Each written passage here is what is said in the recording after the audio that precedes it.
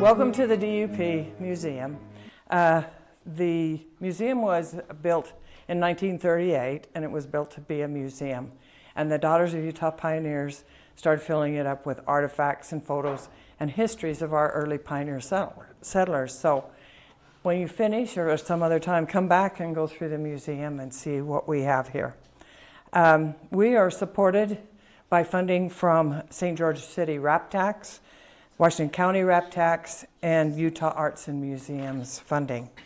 So, little housekeeping, please turn your phones off. And if you need the restroom, it's just outside the door here. Today, we have Dixie Miller, who is going to do a presentation. A little bit about Dixie. She was born in California, and she moved to Washington City in 2008.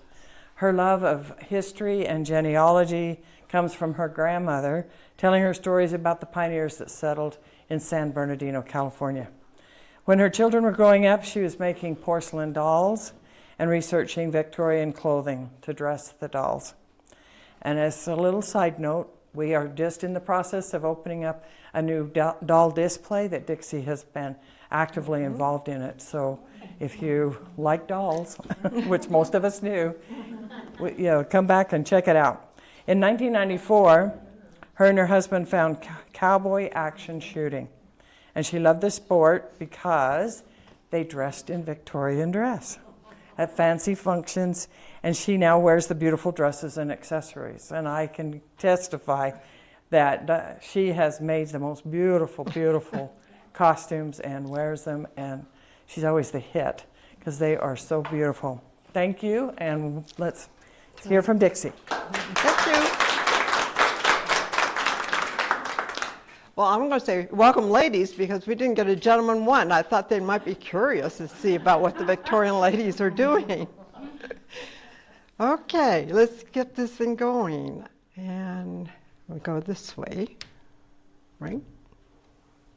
Okay, Teresa, what am I doing wrong? I got to hold that? There we go. Up here, what is the Victorian era?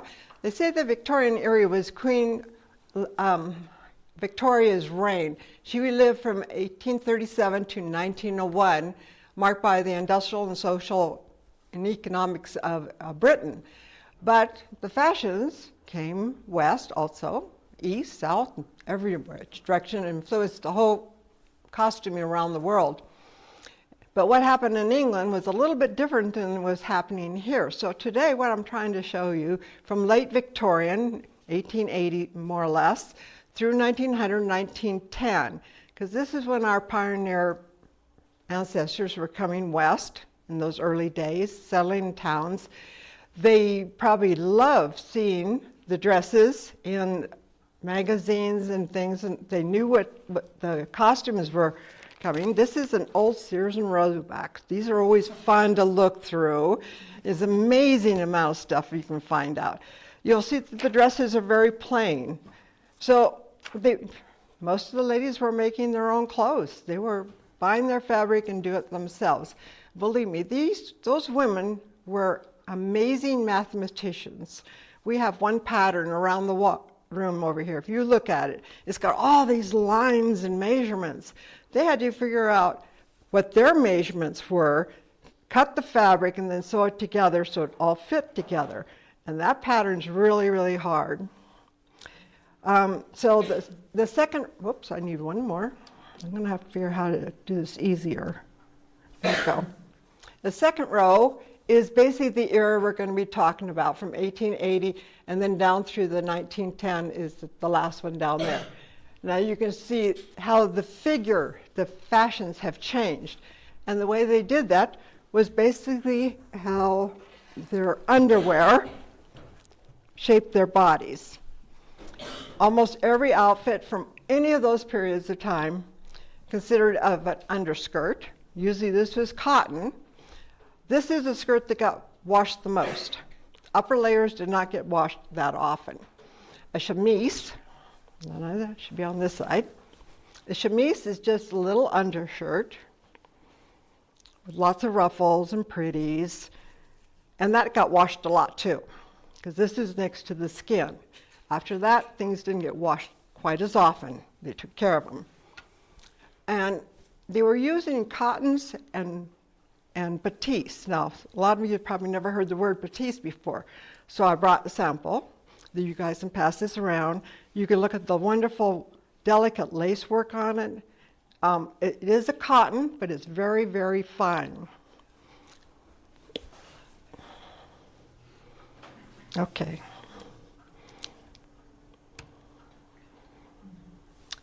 So our lower garments, and she does not have her bloomers on, but bloomers were pantaloons, usually went down to the knee and had a ribbon to tie it. There was two purposes for that. It was, you could change the size, but it also held the stockings up. So she would bring her stockings up and then tie it, and that held them up in place. Didn't have elastic and all that wonderful stuff. Then there was several different types of corsets. Here you are. We'll start on this side. And I brought one. All the ladies are always interested in what a corset is and what it feels like. This is a reproduction one. It's not an original. This one is also a reproduction. This one is made of silk. This one's just your cotton fabric. But you'll feel the bonings in it. And boning changed through the years from a really well bone, which was real bone, and then they made make-believe bone. So basically it's cellulite, which is an early plastic. The dress over here has cellulite boning in hers.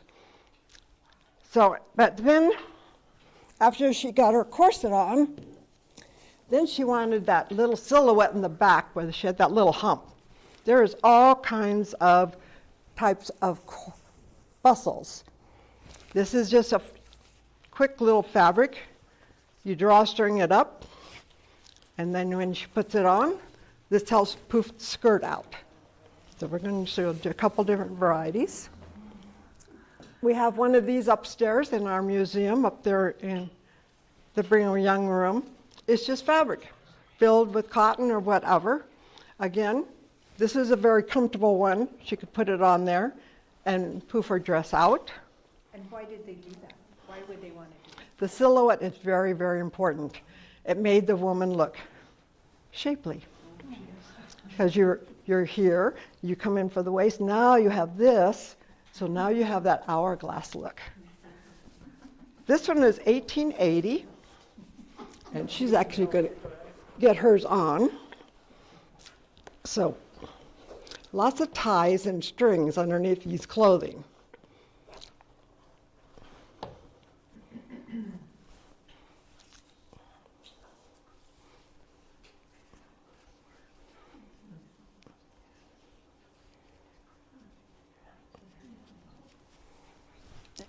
Let's turn you a little bit.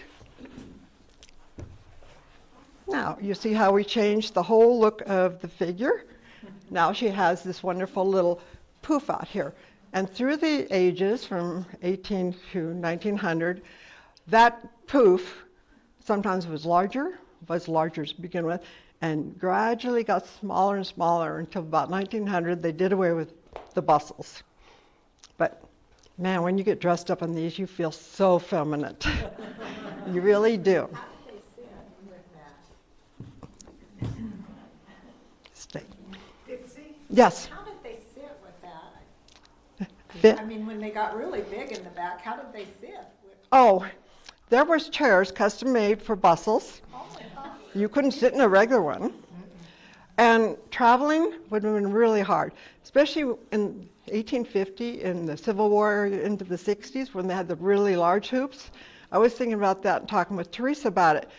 They would have had to have that removed to get into the buggy to ride to where they were going. And they've collapsed flat, you know, running the house pusher. There's no way they could get into a buggy, believe me, or a horse. They had riding skirts and different things, so yes. Did you say that was boning in the back? This is boning. This one is a newer version. It's a reproduction. So it just has plastic boning in it. But boning's They also had chairs that were like opposite of each opposite each other. Sit in. Okay, and I forgot to tell you about bloomers.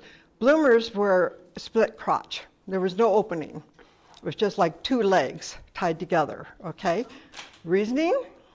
Okay, we have the necessity, we have to go.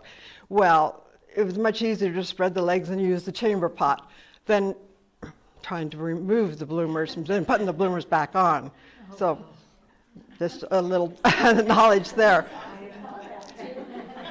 Yeah. Let's see, full slips, fancy slips, stockings were either cotton or silk, and then we had all kinds of shoes.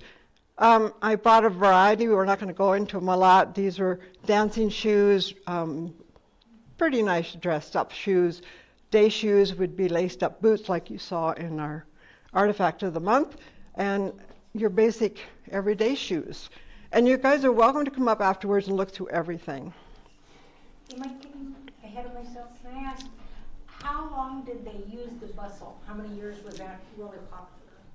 Well, the full one started in 1850, and then from the diagrams you can see it just sort of got smaller and smaller. This was the most popular, and it lasted for almost 20 years, from 1870 to right into 1890, even for day wear. This was the most popular. It was very comfortable. And when you sit down, it just sort of collapses. So it's easy to sit in a regular chair. You can't walk very well with that tied around your legs. Well, you had to be a lady. Okay, how come I see a different picture than you guys see? What happened here?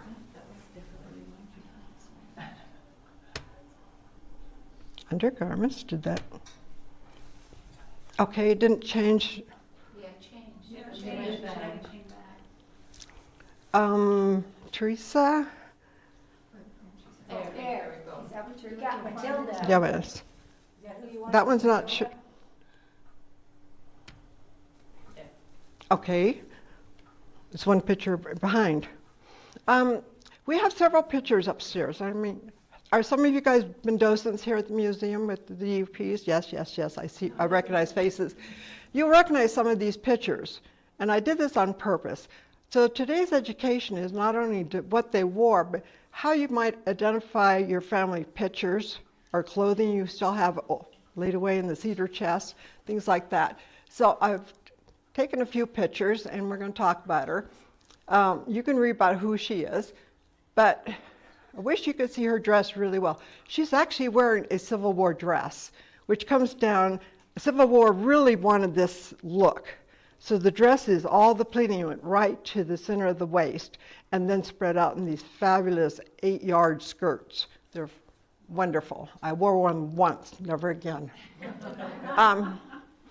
And usually there was no sleeve cap. It went off the shoulder, so it really accented that figure look. Now, Matilda's up there. She has her hair possibly in a snoot. Now, probably you've never heard the word snoot before. But this is like a hairnet, and they can make them themselves, just crochet them together. Usually had a ribbon to hold it together. Kept the hair clean, kept it neat. You know, didn't get to go to a hairdresser. Then they could put their bonnets and whatever over that. So my grandmother, who died 12 years ago, so had big hairdresser hair, and she wore what she called a snood every night, and it kept her hair in place so she could sleep and not squish her hair. right, And I had not heard that word for years. yeah. Here's another picture. Now there's a picture of that Civil War dress I'm talking about. You can see how the shoulders bring that waistline in and just made her look absolutely fabulous. Didn't matter if her waist was 40 inches around. She had this look going, right? That's wonderful. And of course the hair combs been around more than 100 years, maybe 200 years, way back. But they used the hair nets to put the hair into a bun. Bobby pins and those things came much later on. But let's see. And I'm one behind here. So, okay. This was taken about 1862 now, but the difference between Civil War and 1862 is not that much. But I chose her because she's wearing the snoot, you know, now you know what it is. And she's also possibly wearing a capelet. Now I brought one today, so you know what a capelet was. Capelet is just what it sounds like. It's a capelet, and it goes like that. Now this is made of caracal, which is a goat's fur. And you're going to pass this around so you can all feel the goat's fur. Some early doll dresses were also, or not dresses, but the doll hair was made from caracal fur. So it's very nice. It was easy to put on.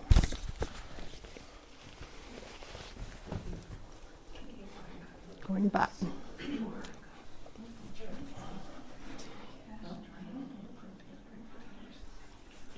Okay. Mary Formaster up there, they lived up in Pine Valley. This woman had 13 children, and she's probably pregnant in that dress because she was probably pregnant almost every other year of her life. Her figure probably never changed, but she still encourages her body to have that curved look right in there. So we have, and it looks to be about 1880. I'm going by the type of sleeve she's wearing, the length of the sleeve, the fullness of the sleeve. So this one here is about that time period. This is an original dress. It is not silk. It looks like silk. It's very, very fine cotton. It is totally, completely lined. Wow. Has a heavy weight to it. Her bodice here has an inner lining, which helps hold that tummy in without pulling on the buttons. There's a zillion buttons. I didn't bother to button all of them. Again, you can see how the pleating comes to the waistline, encouraging that look. She has a hidden watch pocket up here, so if she wanted to see what time it was and not have it dangling in front of her as she moved around, she had her little pocket up here. Oops, I missed it. You said that's an original dress? This is an original. It is perfect. Now, she has what looks like a chatelaine hook, but it's actually a pin. It has a pin back onto it, but it has the hook, so she might connect her fan or her purse or whatever she needs in here. But this dress is very special. It also has a very long, long pocket, and she has her parasol hiding in here. And lock. So, if she was wandering, go shopping, whatever, to keep that sun off her face, she had her little parasol with her. So accessories are a lot of fun. So that all claps up, goes into the hidden pocket, and you never know it was there. And that dress she's wearing is very similar to that one. So where did that dress come from, Dixie? I'm so sorry. It's beautiful. Was it just hand donated? I believe I bought it back in the state of Virginia when I visited my sister back there 40-some years ago. Wow. I've had it a long time. And I actually got to wear it twice.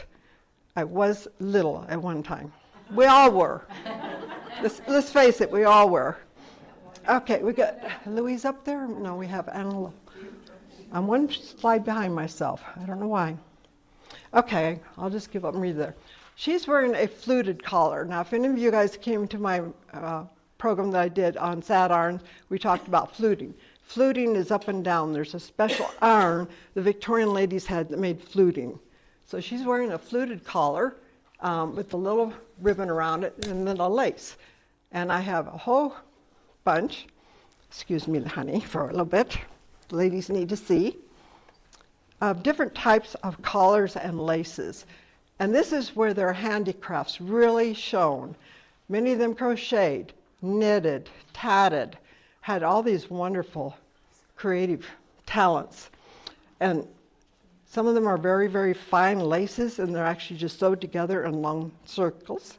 And I can't imagine anybody's neck being that little, but it's really small. Some of them are very, very simple.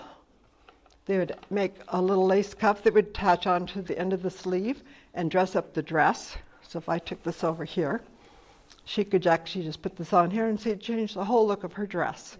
So maybe she put that on for Sunday to go to church.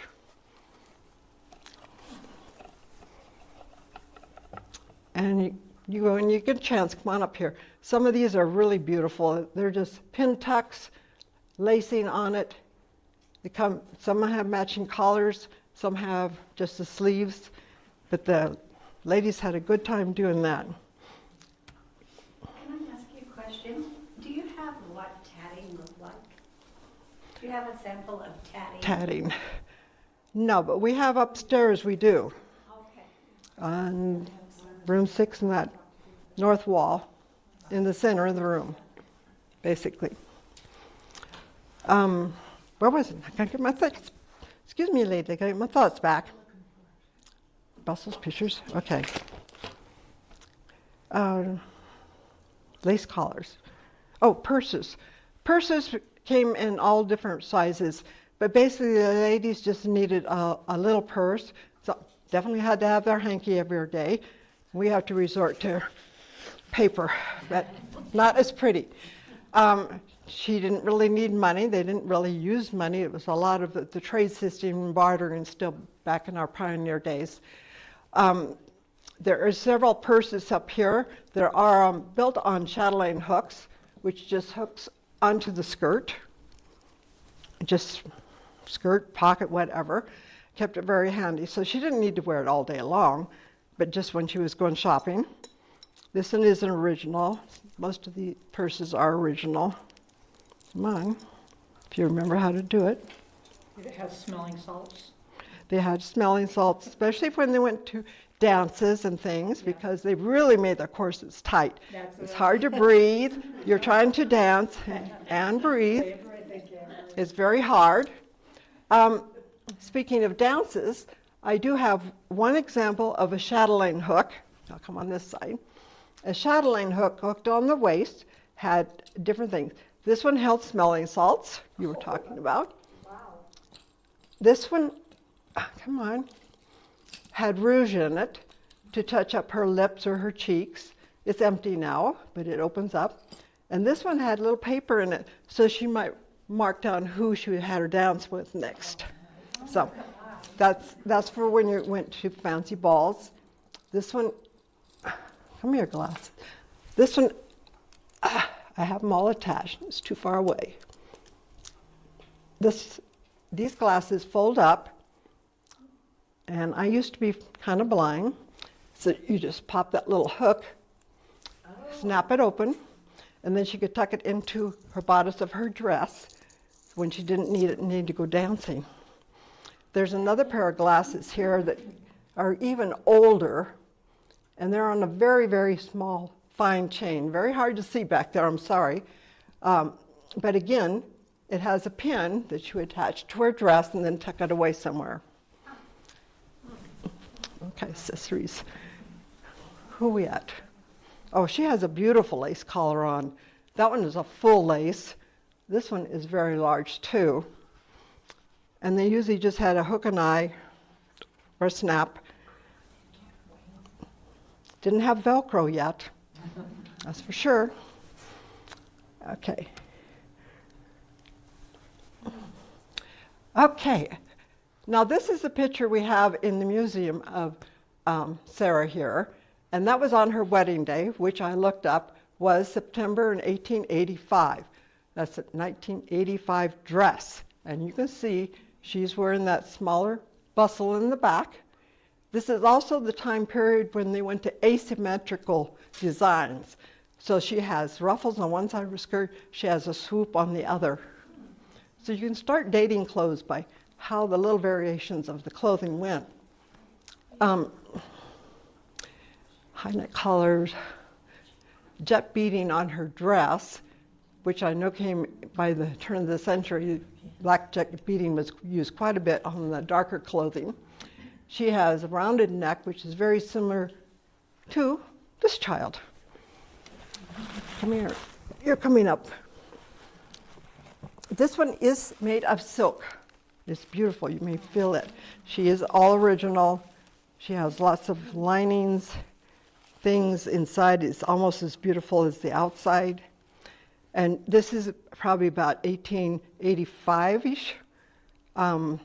We're going for more of a fullness. 1890, we started doing the fullness, less corseting, looser undergarments. Bras weren't really used till 1930, when you think about that. My grandmother never wore one. So you can see by the rounded neckline, very much like she's wearing the high neckline, this actually opens up the front. She is fully, I find the front.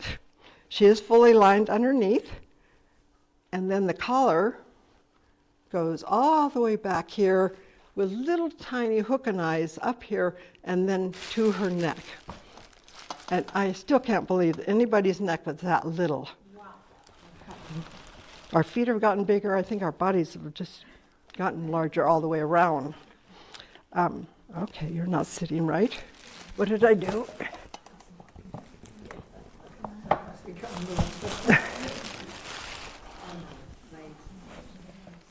Your leg came off. She lost her leg. Okay, we'll do you a harder way. You can see the back. It is a two-piece dress, and I'm sure she's wearing a two-piece dress up there. A lot of dresses were made that way. The blouse actually has a string that goes all the way around, holds that top to be the blouse effect, and she would have had much smaller hips, would have closed all the way up. And I don't know how you lost a leg, but She did. she did.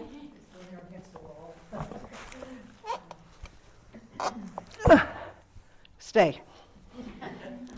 Okay. I can handle this.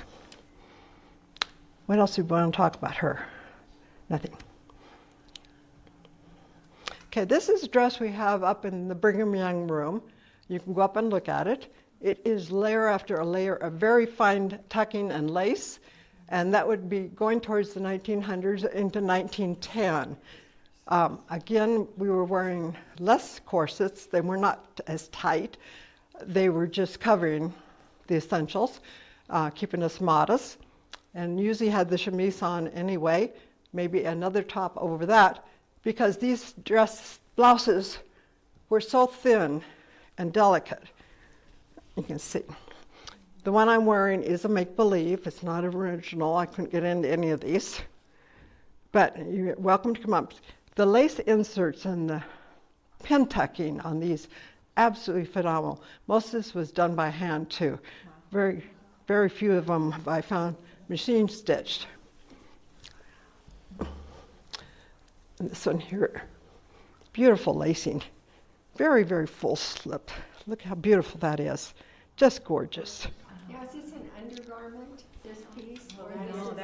This is the dress. Wow. She would have all those nice fine slips underneath here and everything. So, although it looks like a summer dress, it still had a lot of layers. Wasn't that cool? That But- would be 1900 to 1910. 1910, yeah. You can tell sleeves are getting shorter. They don't go all the way to the arms, almost all of them. This one is silk. Very, very fine. It's a 3/4 sleeves. It would just go to above her wrist. My sister had this one hanging in her kitchen for years, and I said, I'm taking that one home and washing it up. But this is the asymmetrical look. Here we have the ruffle going off to one side. So again, you're right, in 1910, has little tiny crocheted buttons on here for accents. The ladies were very talented. Okay, keep going.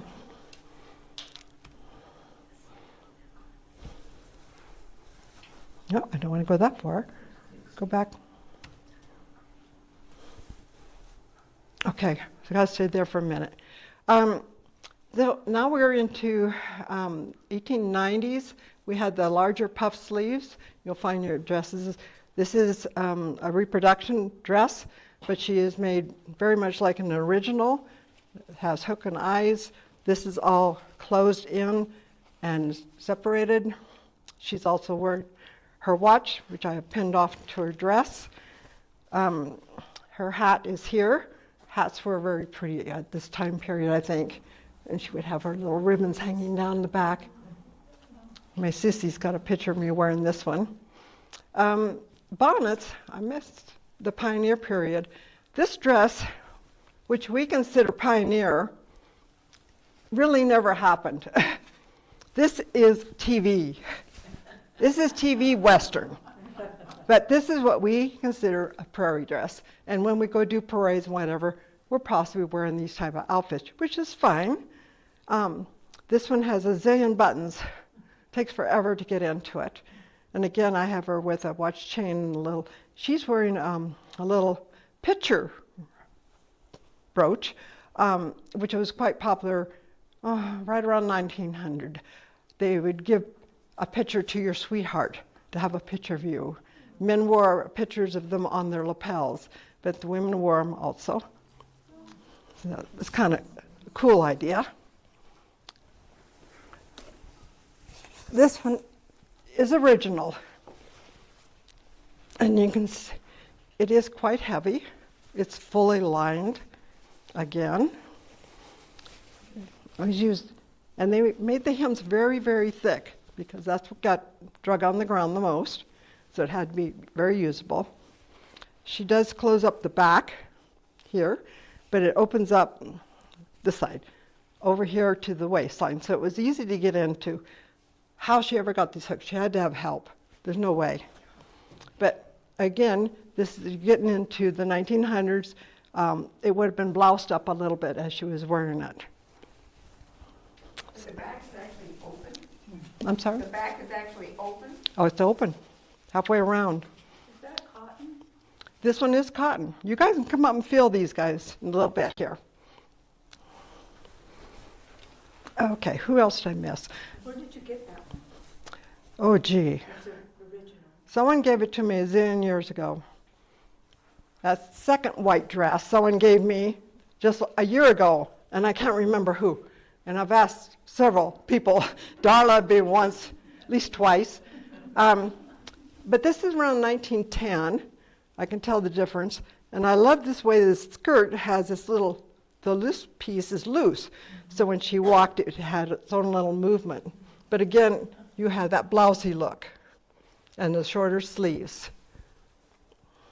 Now, if any of you guys have old dresses of your grandmothers or whatever, and they lived here in Washington County, and you don't know what to do with it, I think our museum would love a donation of a couple more dresses. It would be wonderful. Okay, so now we're going to tell the story of you all the way up. Let's see if I can do this.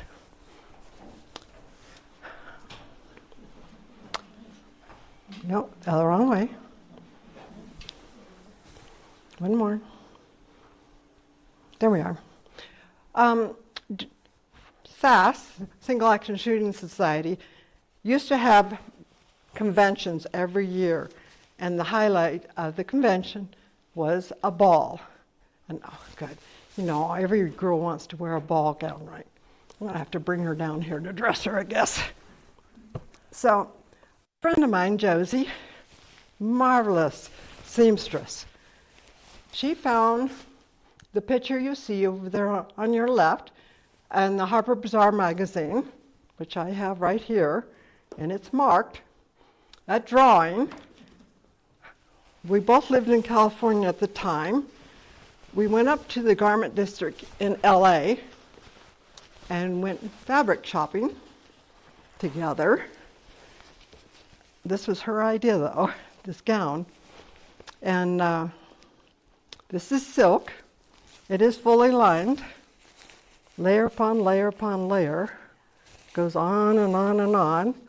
Just like an original ball gown would have been done. And then from that drawing, she drew the pattern for this. She had my measurements. Her husband got transferred to Germany. I moved to St. George. She made this in Germany. I never saw it from the time we bought the fabric until the night of, or the day of the ball. My little sister was helping with my hair. Josie was helping with the dress. Come on, fingers. I don't know how these ladies did all these buttons. Because this buttons, oh, there must be 30. Oh, wow. And they go all the way down. we're not going to bother with that right now. Then this fabric that she picked out, this was the pattern on the bottom of it. Well, that wasn't going to work for her idea of how you can see the embroidery coming down the side of her skirt. So how she designed this, how she drew the pattern, how she fitted this, I have no idea. But this is a jacket. Come on. She did not have these buttons on just to make sure that it would fit me. So she was sewing the buttons on as I was getting dressed. Oh, I can't get my fingers to work. Come on, child. We can do this. Only need one. All these covered buttons. Come on. You can do it. There, go. Okay. So what she did, she cut that border off, cut around it, hand hemmed and hand stitched this on for this look that she wanted to achieve. Come here, child. Labor of love. Now, the back is a train. So you can make your entrance into the ball, looking so lovely. And then she had little attachments under here that I could take and pin it up here. And now it's bustled up so I could dance. So that was... And that's you up there. And that is me. Yes. In 2007, almost 20 years ago. But it was a wonderful evening, and I enjoyed every bit of it. You only wear it once? I've worn it 3 times, actually. Somehow I don't have your legs on. She won't brag on herself, but she's a 9 times world champion and in the Hall of Fame. And she wore this when she was inducted to the Hall of Fame. Yeah. Wow. And my little sister. So that's it. How did I do? I got a few more minutes? I'll answer questions then. What about the gloves? Oh, gloves. I wore long brown ones, which I couldn't find. But gloves came in many different materials and different lengths. This is a semi-ball gown one. These would be day gloves. They're kid leather. They're very soft. They would wash their gloves. There is glove stretchers. When you look through the Sears catalog or any of those, you'll see they stretch the leather out. I wore gloves in the 60s to I know. We had our Easter bonnets and our gloves. If it was formal, you wore the long ones. Now Easter is, I don't know. I love these little, this is actually a cuff. So she would put it, I can't get my fat hands in there anymore, but this is a wonderful way to accent your dress to go to church on Sunday. If I put you in here.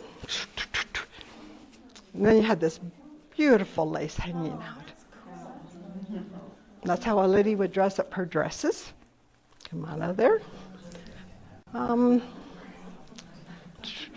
Any other questions? Your shoes.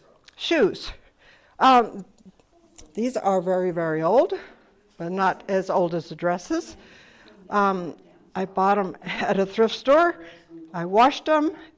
They have yellowed now in the last 20 years. Yeah, they match the dress. So short heels were very popular from 1880 on to, well, probably 1920. They were still wearing short heels. We didn't get into spike heels until the 40s and 50s. Now I don't know if girls... Doesn't it amaze you when you see an old movie and the lady gets out of the wagon or the Stagecoach. and she looks like any of these and you're like, right. Yeah, she must have been very uncomfortable, I can tell you that. You know, Dixie, when I was growing up, we never went to downtown Salt Lake. we always had to wear a dress and gloves. Yes. You never went to downtown Salt Lake without a dress and gloves. Even in St. George, I'm pretty sure they put their gloves on their bonnets to go out. They didn't go out. There's lots of things in the catalogs. If you look around, there's shoe clips. And they would just hook onto their shoes to dress them up. Another way to dress up for a special occasion. And then you can change it for whatever. Yes.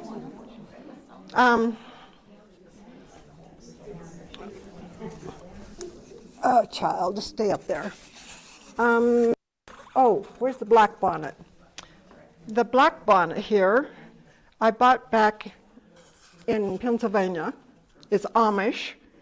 It's only 6 years old. But the Amish have never changed their patterns at all. You can feel, this is very, very stiff. So if you're making your prairie bonnets for the parades or whatever these days, put a really stiff something in there. I'm not sure what this could be, a plastic form even. It's very, very thick. And actually, the lady would have it pushed back from her face, unless the wind was blowing or she needed the shade to shade her face. Then they would bring them forward. A lot of the girls I see getting dressed up for the parades, they have them covering their face, and it's soft, it's floppy, and they're wondering why the ladies wore them. Well, it's not proper. These are black kid gloves. I have some brown ones that are a little longer. The older ones did not have buttons. It was only as they got towards 1900, they started putting buttons on the gloves, so you can tell on those. Any other questions I can? What's those black shoes? The black ones, these are black velvet. They're reproductions, but again, we still have that Victorian type heel. These are very comfortable to wear. Actually, I wore them a lot, but that's mostly the shoes would be built this size. Did you wear that dress where they're at? I did. This is in 1995. Josie, who made this dress, also made this child. Let's bring you up a little closer to everyone.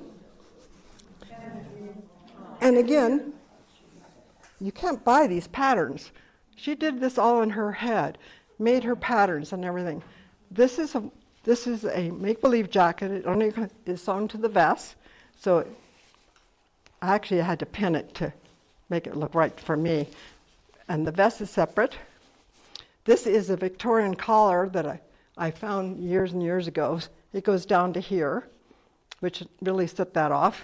She made the hat from scratch. Wow. She's very, very talented. Again, she's got one of the belt buckles here for decorations of the hat. And basically, they didn't buy belts like these guys already hooked together. It usually was matching fabric of the dress. It could be an accent of a ribbon, and then these are just pinned on. I have several different examples up here. So she has her glove holder here. So if you need to take her gloves off, she would take them off and put them onto her skirt. She does not have her bustle on. She should have a bustle on. She should be poofed out a little more in the back.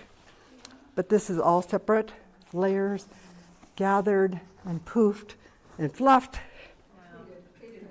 So you wore that, but I have worn this one. what was the occasion? Yeah. What did you wear it for? I wore this one once in Idaho for one of the banquets. I wore it at one of the conventions. I think I've worn it once here in St. George when I first moved here for one of our dinners. We try to encourage the ladies to really dress up for our awards, which is kind of fun. Gives us an opportunity to put these pretties on. Okay, any other questions? We're doing great on time. The purse down there. Oh, yeah, that's my satchel here, which is more of a purse or a suitcase. This is, oh, there's another purse in here. Look at that. I had more stuffed in here. This was a very, very popular purse. There was patterns for this in the ladies' magazines. Crochet ladies had a ball making different patterns. Usually they put, this has a little silk lining through it, but it's just a drawstring. But another way to show off their talents. It's wonderfully made. And of course it would go with, well, it wouldn't go with you, but it would go with almost any day dress. Where did you get that? I don't know. It's okay. Just tell us you made it. I mean, I did not make it. I know that much. Here's one I picked up that does not have the lining. Not quite as fancy, but we'll run across these quite often. They're nice. As elaborate as these dresses are, what would a wardrobe be? 2 dresses for a woman? Yeah, probably 2 dresses. 2 dresses, your day dress that you did the laundry and the cooking in and everything else, and your Sunday best. And sometimes the Sunday best moved down to the day stuff and got a new Sunday best, but not like our closets. I mean, I have a walk-in closet that's 3 layers high and it's ridiculously full. But a satchel is very handy, usually for travel. You should put all her necessities. This actually has pockets inside of it. I found it very handy for going to the conventions because I was trying to look Victorian, so I had my little satchel going. Any other questions? You guys are doing great. Did you find these back east, a lot of it? No. Big yard sales and markets. I was living in Orange County, a lot of antique stores in Orange County. Thrift stores were wonderful. People were throwing this kind of stuff away. Yeah. You know, this is old, I don't need this. But for those that treasured them and kept them, I'm very grateful that we were able to see different varieties. Time we got to 1910, it was blouse and skirts, black skirts a lot. Women were going to work finally in offices. This would be more of a work outfit, a pretty blouse, a skirt, things like that. What is this lacy thing right there? Oh, I forgot. We were talking about collars and things. I did find this here in St. George. I still got the taggy on it. It says, beautiful large collar, good condition. So it was also $40, but that's all right. But I put this one here to show up with this dress because look at how this changed her whole look for church. Or going to someone's house for dinner or something. Just a really little pretty look. And again, if they were doing tatting or crocheting, this is a way to show off their handiwork too. Just wonderful things. Anything else I missed you guys want to know about? Dixie, where do you keep this at home? Are they boxed in special things or? I have a costume closet that I custom built in the house. Most of this there. Some are staying on the mannequins and they're in different rooms. So they're hung or they're not folded up? No, never folded up. This one being silk, the silk is stretched a little. She didn't used to pucker in front like this, but the weight of the skirt and the fabric has made the silk thread, which is a natural thread the worms made, has a tendency to stretch. And then if it's stretched too much, it starts to what they call melting. The fibers start breaking down. But she should be good for about 50 years. I won't be, but it's all right. I'm not good for another 50. Yes. You know these cute white dresses that you have up here. Did they wear those every day, or was that a Sunday? No, this would have been an everyday dress. They have the one upstairs labeled as a wedding dress just because it's white, but this is a lingerie dress. It's more for summer, you know. Look at put a couple slips under that. They kept the waistlines high, more mid-rib, so it would poof and hide the ladies' equipment. And bras didn't come out till 1930? 1930s is when the average woman started wearing them. There was a few in the 1920s. Man, I look at them and they look like torture. But, and of course, today's bras are so comfy, they don't do much to hold us up. But they're comfy. That's a good thing. Dixie, the mock Perry a prairie dress. Mm-hmm. What did they really wear on the prairie? I mean, do you have any? It was more of a cotton dress. We have one that's 1830 upstairs. Please go upstairs and look around, and you'll see that it's full. They probably didn't wear as many skirts when they were walking, if they were doing the pulling the carts, hand carts, whatever. Mostly cotton, heavy-duty cotton. That's basically what they had. And if they got to wash it once a month or whatever, when they found a stream big enough and a little privacy, but they didn't have a lot of clothes. When did trousers come out? Ooh, Do you have any idea? 1920s. Oh boy, that caused a real story when ladies started wearing men's trousers. That was a real, thing. So, any more questions though about Victorian time? I want you to, if you have pictures of your great-grandmother and you're not sure, look to see when she was born, when she died, how old she looks in the picture, and then the clothing she's wearing will probably give you a good idea of the age of that picture. And that's really one of the reasons I wanted to do this, is to help educate you for that. I do genealogy probably a fourth of my day every day. I love doing genealogy research. So, and it's, even looking at our slides of our pictures upstairs, it was fun to look up those ladies to see when they were living. Like this lady over here in her black. Yes. Do they wear a lot of black? Or is that a Sunday dress You know, or a special dress? Black and white pictures, it's hard to tell. It could have been brown, it could have been navy blue, it could have been any dark color, but they'll always look black. Okay. But you see she has a high neckline, she's got a pretty little pin here, and she is wearing a slide chain. Who's got slide chain on? Oh, somebody's got a slide chain. She has a slide chain on. And a slide chain, they refer to it as slide chain is because it has this little slide here you can move up and down. Okay. So if you wanted it a little tighter, up higher. But it's nice to look at a picture like that. She has her, probably 90% of them have their hair parted down the middle. I don't part my hair down the middle. I did it, so I thought, well, I could do that. No, it's not me. But that was the style. But you can tell if it's really slicked down, it's older. If it's starting to get a little poofier, a little looser, you're getting a little closer to 1900. And then when the curling irons come out, of course, they started curling their hair and do little pretties. Yeah, most of them are very severe looking. Yeah. I'm out of time, and he's going to stop filming, so I'm going to say thank you, ladies. Please come up and touch and feel all you want. Thank you. Thank you. And we want to thank Dixie for another wonderful, wonderful presentation. You have so much knowledge. It takes us days to get through all of that. But anyway, we want to thank you for coming, and stay and go through the museum or come back and visit us another time.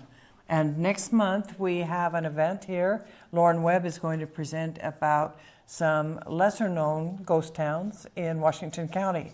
There's going to be Schuensburg, Hebron, yeah. And I forgot what the other one was. But anyway, they're so little known, I don't even know who they are. So anyway, thank you very much for coming, and we appreciate it. And come back and see us again. And if any of you have a hidden talent, such Yes. as collecting things, you would Yes. like to share, we're always looking for new program ideas. We're already working on next year's. We have to have them all set up before we start our Yes. next year. So. Yeah. Or a friend, or a mother, or a father. They got a good pioneer history story they would like to share. Come forward with it, Right. please. Thank you. Okay. Yay. I lived through it. Can you say Grafton? Right here, love, because I want to get this picture right here in the back. There it is. Okay.